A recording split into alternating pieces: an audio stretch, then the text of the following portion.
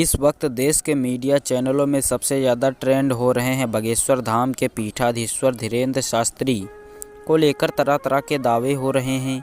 कोई कहता है कि वह जादू टोना करते हैं तो कोई कहता है कि धीरेंद्र शास्त्री ने जिन्नों को वश में किया है। कोई कहता है बागेश्वर वाले पंडित धीरेंद्र कृष्ण शास्त्री लोगों को मूर्ख बनाते हैं तो कोई कहता है उनके पास सचमुच दिव्य शक्तियाँ हैं। और खुद धीरेंद्र कृष्ण शास्त्री कहते हैं कि उनके ऊपर भगवान हनुमान जी की कृपा है। बिना पूछे बताए अपने पर्चे में भक्तों की पीड़ा लिख देने वाले बाबा धीरेंद्र कृष्ण शास्त्री कौन हैं? वह अचानक इतने फेमस कैसे हुए? वह कथावाचक बने कैसे और उन्हें यह दिव्य शक्तियाँ कैसे मिले? आइए जानते हैं आज की इस वीडियो में। धीरेंद्र कृष्ण शास्त्री का जन्म मध्य प्रदेश के छतरपुर जिले में सन 1996 में हुआ था। धीरेंद्र कृष्ण शास्त्री छतरपुर के गाढ़ा गांव के रहने वाले हैं। जब तक वह पीठाधीश्वर नहीं बने थे तब तक लोग उन्हें धीरेंद्र गर्ग के नाम से जानते थे और उनका निकनेम धीरू है। धीरू ने अपनी पढ़ाई लिखाई गांव के सरकारी स्कूल से पूरी की। वह सिर्फ इंटरमीडिएट तक पढ़े हैं।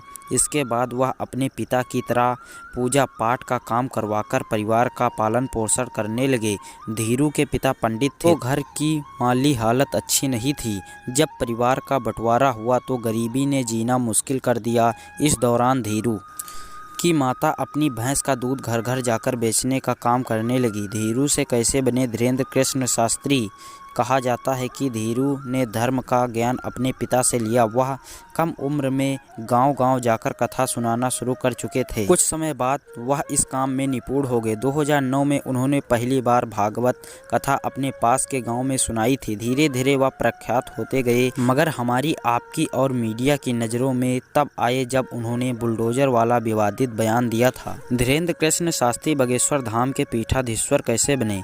बात 2016 की है। धीरेंद्र कृष्ण शास्त्री के गांव में स्थापित बागेश्वर मंदिर में विशाल यज्ञ का आयोजन हुआ था। मंदिर में भगवान बालाजी की एक प्रतिमा की स्थापना की गई। तभी से यह स्थान बागेश्वर धाम के नाम से मशहूर हो गया।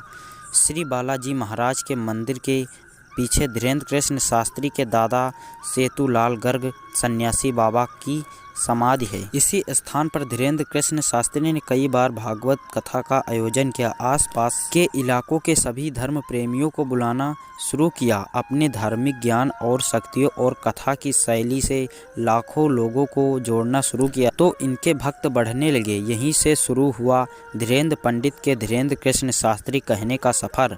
बागेश्वर धाम के महाराज ने अपनी ऐसी आभा दिखाई कि लोग हजारों लाखों की संख्या में यहाँ दर्शन करने पहुँचने लगे। धीरेंद्र कृष्ण शास्त्री पर्चे में सब कुछ कैसे लिख देते हैं?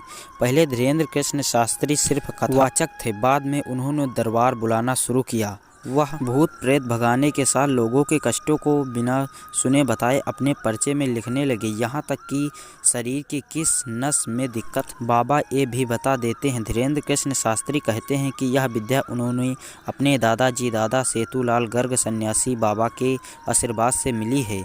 वे कहते हैं कि हनुमान जी की कृपा है।